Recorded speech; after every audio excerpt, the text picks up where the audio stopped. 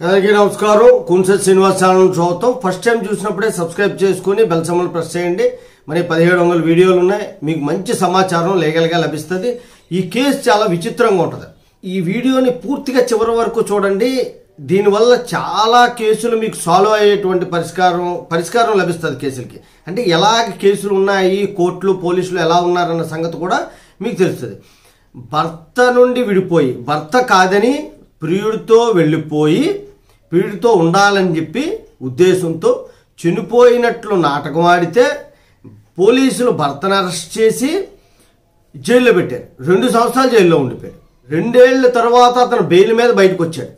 బయటకు వచ్చి ఏదో సందర్భంలో హోటల్కి వెళ్తే ఆ హోటల్లో ప్రియుడితో వాళ్ళ భార్య కనబడితే సీక్రెట్గా వీడియోలు ఫోటోలు అనేటువంటిది తీసి దాన్ని వైరల్ చేసి దానికేమో పోలీసులకి కోర్టుకి అన్నిటికీ సమర్పించారు. అప్పుడు పోలీసులు ఆమెను అరెస్ట్ చేసి విచారణ జరిపారు. ఏం జరిగింది ఏంటనే విషయాలు మీకు చెప్తాను. కర్ణాటకలోని కొడుగు జిల్లా కులాల్ నగర్ తాలూకాలో బసవ నహూల్ గ్రామంలో సురేషు మల్లిగే అనేటువంటి ఇద్దరికి వివాహం జరిగింది. వివాహం జరిగి చాలా సంవత్సరాలు అయిపోయింది. 18 సంవత్సరాల కొడుకు, 15 సంవత్సరాల కూతురు ఉన్నారు. ఉండి ఈమె ఒకరిని లవ్ చేసింది. గణేష్ అన్న వాళ్ళని లవ్ చేసింది. భర్తకి చెప్పకుండా ఆమె ఎక్కడికో వెళ్ళిపోయింది. భర్త ఏం చేశాడు అంటే చాలా గ్రామాలను ఎతికాడు. భార్య కనిపించలేదని చెప్పేసి తర్వాత పోలీస్ కంప్లైంట్ ఇచ్చాడు. పోలీస్ కంప్లైంట్ ఇచ్చిన తర్వాత పోలీసులు విచారణ చేశారు. అక్కడి నుండి కొద్ది దూరంలో మైసూరుకి సమీపంలో ఒక కళేబేరం దొరికింది.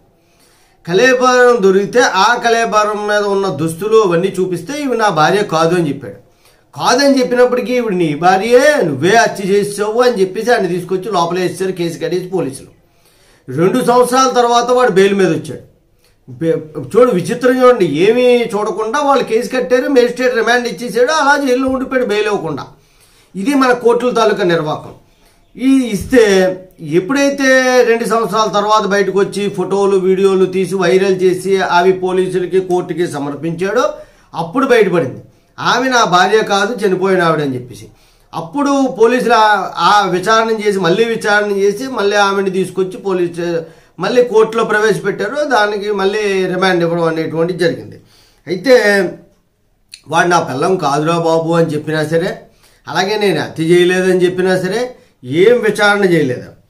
భార్య బతికే ఉంది, భర్త ఏమో జైల్లో ఉన్నాడు. ఇంకా నయ్యం ఆ హోటల్లో కనిపించి ఫోటోలు తీశాడు కాబట్టి బయటపడింది. ఇది మన కోర్టులు, మన తాలూకా పోలీసుల తాలూకా నిర్వాహకం. ఆమె తాలూకా బాడీని ఫోరెన్సిక్కి పంపించలేదు, DNA టెస్టులు చేయించలేదు, ఏమీ లేదు. ఊరికి శవం దొరికింది, అరెస్ట్ చేశారు, లోపల వేశారు. ఇప్పుడు ఆ శవం ఎవరిది? నిజంగా ఎవరో వచ్చి చేయబడ్డారు కదా ఒక స్త్రీ. మరి ఆవిడెవరు? ఈవేం విచారణ లేదు. ఏదో అప్పటికి మన కేసు క్లోజ్ చేసి తోసేస్తే ఎవడో ఒకడు పోతాడులే, ఏదో అవుద్ది మనకెందుకులే అని పోలీసులు. మన కోర్టుల నిర్వాహకం చూడండి. 2 సంవత్సరాలు బెయిల్ ఇవ్వకుండా జైల్లో పెట్టి ఈడే భార్యని హత్య చేశాడని చెప్పేసి పెట్టారు. ఆయన భవిష్యత్తు ఏమైంది? పిల్లలిద్దరు భవిష్యత్తు ఏమైంది? కోర్టు మేజిస్ట్రేట్ బాగానే ఉంటాడు. అదొక జడ్జిమెంట్ వచ్చింది. మేజిస్ట్రేట్లో పోలీసులను తిడుతూ ఏపీ హైకోర్టు ఇచ్చిన జడ్జిమెంట్, అది కూడా మీకు త్వరలో పెడతాను. ఈ మేజిస్ట్రేట్ బాగానే ఉంటాడు, పోలీసులు బాగానే ఉన్నారు. ఇది మన తాలూకా పోలీసులు కోర్టుల తాలూకా పరిస్థితి. అందుకే మీకు చివరి వరకు చూడండి రా బాబు అని చెప్పేది.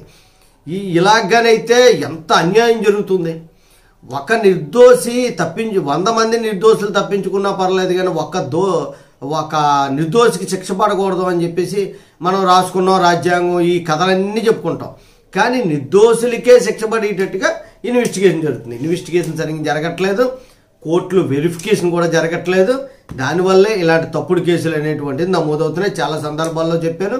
హైకోర్టు, సుప్రీంకోర్టులే అలాగా చాలా సందర్భాల్లో ఎలా ఎడిచాయంటే ఇంక చూడు, ఈ మేజిస్ట్రేట్ల గురించి చెప్పే అవసరం లేదు. హైకోర్టే చెప్పింది, మనం చెప్పింది కదా. హైకోర్టు జడ్జిమెంట్ వ్యాఖ్యానం చేసింది ఉంది, రేపు పెడతాను మీకు.